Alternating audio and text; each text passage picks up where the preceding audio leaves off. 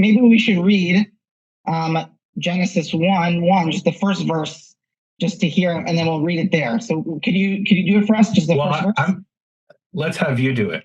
Okay, Bereshit. People have heard me do this 100 times. All right, so we've heard Nehemia. So Bereshit bara Elohim et hashamayim ve'et haaretz. And for now, let's just focus on the last vowel sound, haaretz. So that means in the beginning, God created the heavens and the earth. There's another way to translate this, not for now. The et haaretz and the earth. And that sound is almost like the tza and pizza. Aretz. Pizza. Aretz. Okay. By the way, so the way you just read it is not the Israeli pronunciation. So what is the pronunciation system that you just like, how would you describe I would say it's influenced by modern Israeli, but not necessarily completely Sephardi. Meaning I still have Ashkenazi, Eastern European pronunciations for the kamatz, bara, instead of bara. And so that I still keep some of the pieces of my youth, so to speak. But when I'm in synagogue, in my own synagogue, not that I'm the rabbi of the synagogue, but when I'm in synagogue and reading, this I would read differently as an Ashkenazi. Oh, so read how you would read it in synagogue. Bereshis bara Elohim eis hashamayim ve'eis haaretz. Okay, and that's how I was taught to read it as well. Okay, and by the way, you also have here the distinction between segol and sereh. So in Israeli Hebrew, there's no distinction between and a. Right. Even though these symbols represent two different sounds, meaning the symbols in the biblical text, the Tiberian system. But the Sephardic system, which was adopted in Israel, it just has eh. Right. So, yeah, you ready? Here it is, Nehemia. Let's hear Alex for me. Yeah. We are stepping in a time machine back to the city of Tiberias in the year 930. Bereshis bo Elohim es hashomayim ve'es ha'ores. Were you able to hear that? I was. Let's hear that again. Okay, I'll try and show you the. Yeah, if you can show it to us. Let me turn. I think it's a little bit loud. Let me turn down the volume. Bereshis bo Elohim es hashomayim ve'es ha'ores. Okay, so the first thing is, so what do you notice there, Nehemia? So it's much closer to the traditional Ashkenazic pronunciation than anything you would normally hear in Israel. Right. This isn't the ta. The ta is a ta here. Ta. Bereshit. Exactly. Right. So the Ashkenazi does pretty well here. And then also, like we said, haaretz, instead of that pizza sound, it was haaretz. So it's the Arabic sod. Bereshis bo Elohim es hashomayim ve'es ha'ores. So it's not exactly Ashkenazi. So it's not exactly Ashkenazi, but it's much closer than the modern Israeli pronunciation. It's very interesting. Yeah.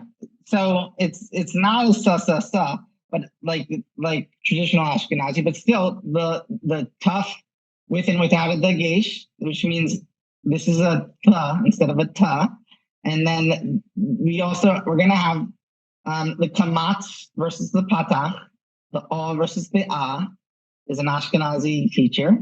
And then we're also gonna see the vav. This vav has launched like 10 wars online. Oh, let's hear it. Wait, so before you get to that, we're going to talk about the Vav.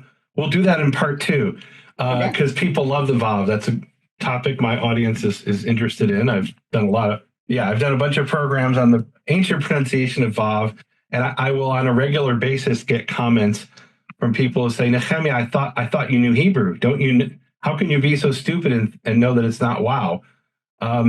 But what is interesting in this pronunciation, and let's just be clear, what Jeffrey Kahn's project is attempting to do is, if you went back to the 10th century, and we have references to this, I talked about it in the program with him, that there were people who said, we should all learn from the Tiberians because they have the most proper Hebrew.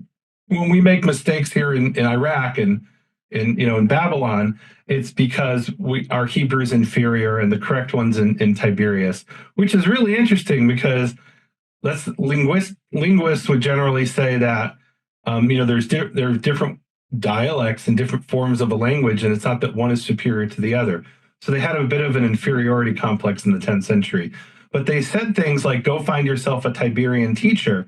And then they wrote manuals of how to read Tiberian Hebrew, even for people who didn't read it that way. And so what he's done is taken those manuals, translated them, and now tried to reconstruct, okay, well, one of the things, for example, Sadia Gaon famously says is the Hebrew alphabet's almost the same as the Arabic in pronunciation, except for these, small number of letters.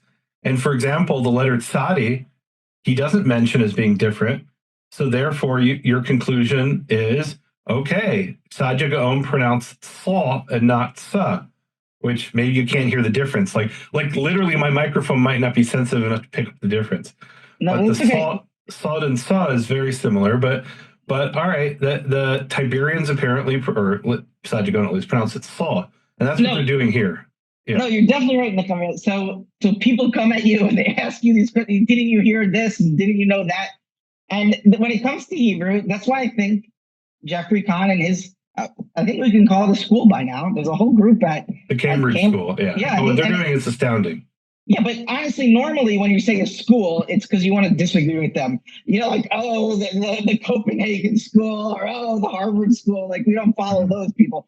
We're opposite. I'm saying this out of respect. I think he's really started a whole movement here. And why would we believe Jeffrey Kahn more than the people on YouTube commenting, you pronounced it wrong? It's clearly tsa and not sa, right? It's clearly like pizza and a regular S. Like, well, it's not exactly regular S. It's the Arabic sa, which is right, or more like I might not even be doing it correctly. So all right, I want to get to the Vav.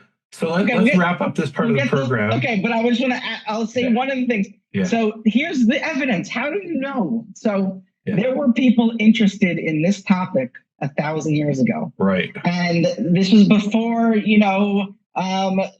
before Galileo and before, Isaac Newton. We're talking centuries before people cared about this. And there's this one story about, I forgot what his specific name was, but he was a Nazarite. And this Nazir said, I went on a trip and I went to Tiberias and I sat in the square.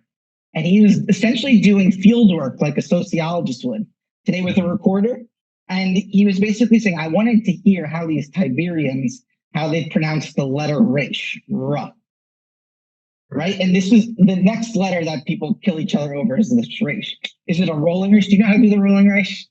I am not capable of pronouncing it. No. Right. So neither am I, but like right? So it's interesting. English has a very unique R, which only exists in 2 languages that I'm aware of, English and Northeastern Chinese. And as a native English speaker, it's very difficult to pronounce other forms of the letter R.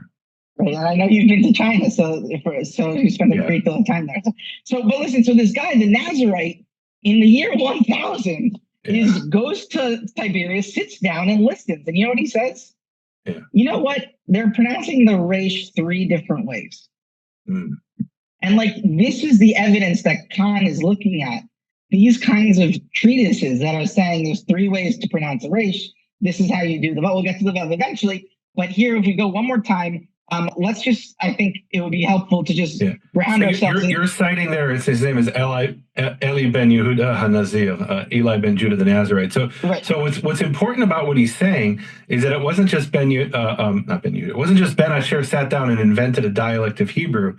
This was a dialect that had some living continuation, and you could debate whether it was Aramaic but there was some living form of the language, of the pronunciation of the language in Tiberias in the 10th century. 100%. And so let's do this one more time, Nehemia, the first verse of the Bible. You ready? Yeah. So, Beresh, this is me. Yeah. I'm going to try and do modern Hebrew, which is the most common way this is pronounced. Yeah. Bereshit bara Elohim et hashamayim ve'et haaretz. actually on accordance, we can play it for you. Why don't I pull up accordance? Please do that. Let's do the reference tools, commentaries.